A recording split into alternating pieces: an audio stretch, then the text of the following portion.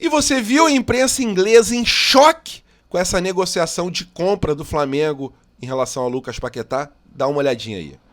Carver, nearly £36 million. Tell us. I'm going to bang the drum for Flamengo because I was lucky enough to see them play last summer.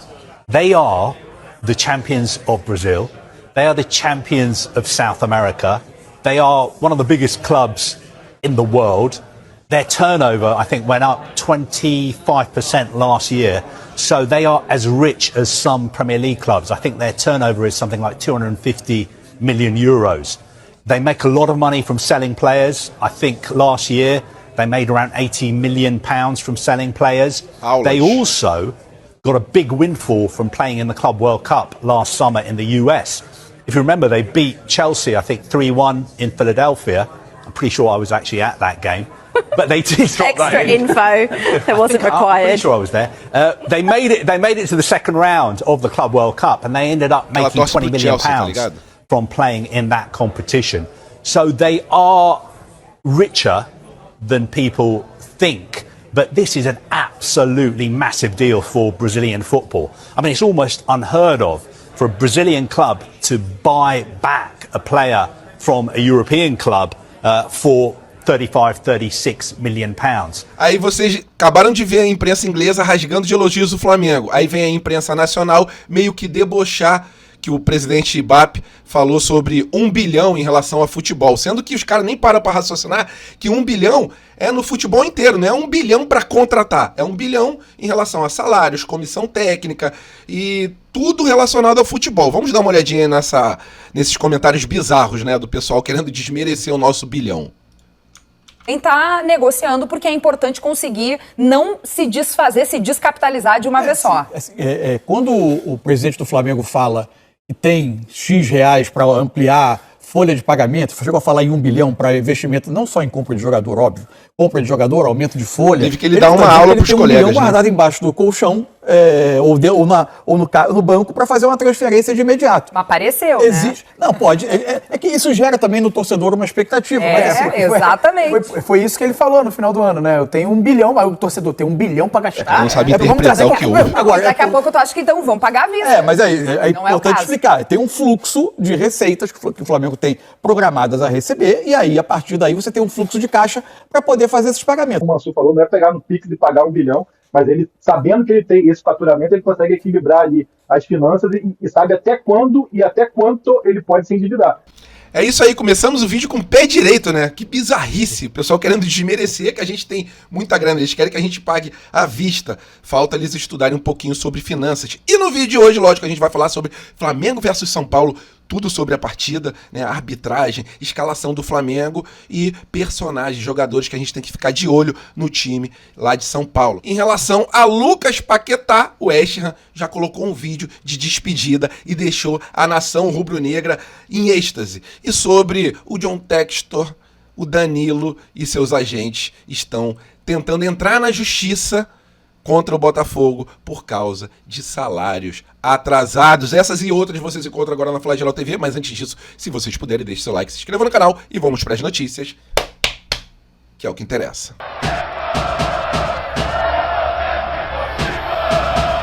Rapaziada, tá cada vez mais próximo o anúncio oficial, a tendência é que o atleta chegue amanhã e o West Ham já se despediu de Lucas Paquetá, né? Eles colocaram um vídeo do Amado Batista cantando uma música falando sobre despedida, falando sobre saudade da ex. E é lógico, o West Ham, né, para quem não sabe, conseguiu o único título da sua história com participação efetiva de Lucas Paquetá.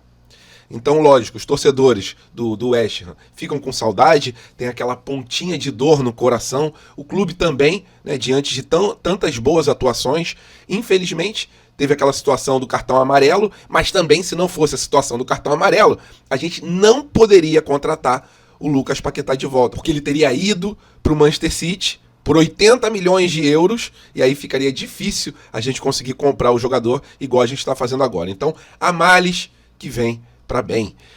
É isso, galera. Muito feliz eu tô. Tudo está se encaminhando para que hoje saia oficialmente a notícia da contratação. E a expectativa tá lá em cima, né?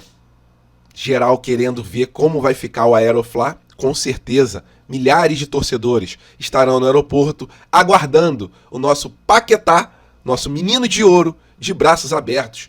E mais uma vez eu peço para a direção do Flamengo que esse anúncio da contratação dele venha junto com a música que ele fez quando era pequeno, né? Poderia fazer um remake daquela música que o Paquetá fez pro bonde do Mengão sem freio. É isso, e marcha no progresso. Hoje em dia a gente não precisa contratar vários jogadores, porque o elenco já é um elenco estrelado, e sim contratações pontuais. Mas uma contratação pontual igual o Lucas Paquetá é para abalar os alicerces do mercado da bola brasileiro. E é hoje, nação rubro-negra, Flamengo versus São Paulo, no início mais precoce que eu já vi no Campeonato Brasileiro, no calendário nacional. Às 9h30 da noite, no estádio do Morumbi, a gente enfrenta o São Paulo com a arbitragem do Wilton Pereira Sampaio. Transmissão da Rede Globo para praticamente todo o Brasil, e o Flamengo tem alguns desfalques. Vai começar esse Brasileirão, lembrando que a primeira partida tem o mesmo peso da última partida, então precisamos sim dos 3 pontos, apesar de estar jogando fora de casa. E o Flamengo já levou um pequeno susto, né? Na viagem de avião lá para São Paulo, o piloto não teve autorização para descer no aeroporto de Guarulhos e teve que ficar voando em círculos por um bom tempo, e aí depois pousou no aeroporto, graças a Deus, em segurança, só que o clima estava bem pesado, né? Uma tempestade aqui no Rio de Janeiro e uma tempestade muito maior em São Paulo, então por isso que o piloto teve que fazer essa manobra. Time do São Paulo, galera, a gente tem que abrir o olho aí para 2 peças que eu acho peças que podem dar trabalho para nossa defesa, né? Uma é o Calleri, que é artilheiro aí do São Paulo, e a outra é o Lucas Moura, que apesar de uma idade mais avançada, tem muita bola nos pés, né? Tem muita qualidade jogando nas 4 linhas. E antes de falar para vocês a escalação, vou passar os que estão fora, ok? O Luiz Araújo está com dores musculares, o Danilo tem um probleminha ali no joelho, o Ayrton Lucas está fora por causa de uma pubalgia. Em relação ao Saul, está com aquele problema no tornozelo, fez a cirurgia, está aguardando aí para voltar aos treinamentos. Em relação ao De La Cruz, o famoso problema no joelho. Em relação à escalação rubro-negra, no gol, goleiro Rossi na lateral direito, Varela na esquerda, o Alexandro. Na zaga, aquela dupla de Léo Pereira ao lado do Léo Ortiz. Em relação ao meio-campo, Jorginho, Arrascaeta e Eric Pulgar. No ataque, Plata aberto pela direita, Carrascal aberto pela esquerda e o Pedro como nosso centroavante. Existe até uma possibilidade, né, do Bruno Henrique começar jogando, mas a provável escalação foi essa aí, passada pelo Globo Esporte. Galera, meu palpite para esse jogo é humilde, 2-1 para o time rubro-negro, com um gol feito pelo Carrascal e outro pelo Pedro. Se vocês quiserem deixar o palpite de vocês, por favor, coloca aqui embaixo do vídeo. Acredito eu que o São Paulo não sairá para o jogo totalmente aberto, né? Vai ser um time um pouco mais defensivo, sabendo das qualidades do Flamengo. Só que lembrando, o São Paulo joga dentro de casa e com o mesmo problema que o Flamengo está tendo nesse começo de temporada, né? Com um péssimo desempenho no campeonato regional. O Flamengo está muito mal no campeonato carioca e o São Paulo está muito mal no campeonato paulista. É isso para a partida de hoje. Se vocês quiserem deixar o palpite de vocês, não se esqueça de deixar aqui embaixo do vídeo. E lógico, bom jogo a todos. E rapaziada, apenas uma curtinha aqui. Vocês conhecem esse cidadão? Nicolás Taduro? Rapaziada, não perde tempo nas redes sociais, né? E o porquê dessa curtinha aqui? Eles falavam que tinha dinheiro pra caramba, né? Textor arrotava dólares. E agora a situação é a seguinte: empresários do jogador Danilo acionam a SAF do Botafogo na justiça, cobrando 7 milhões de reais. Os caras não têm 7 milhões de reais, né? Mais ou menos 1,2 milhão de euros.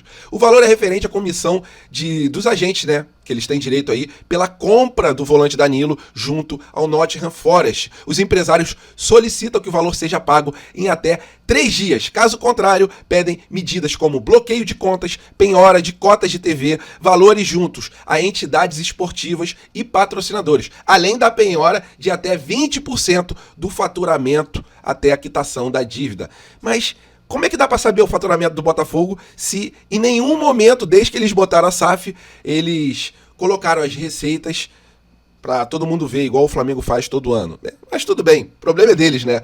Quanto pior, melhor.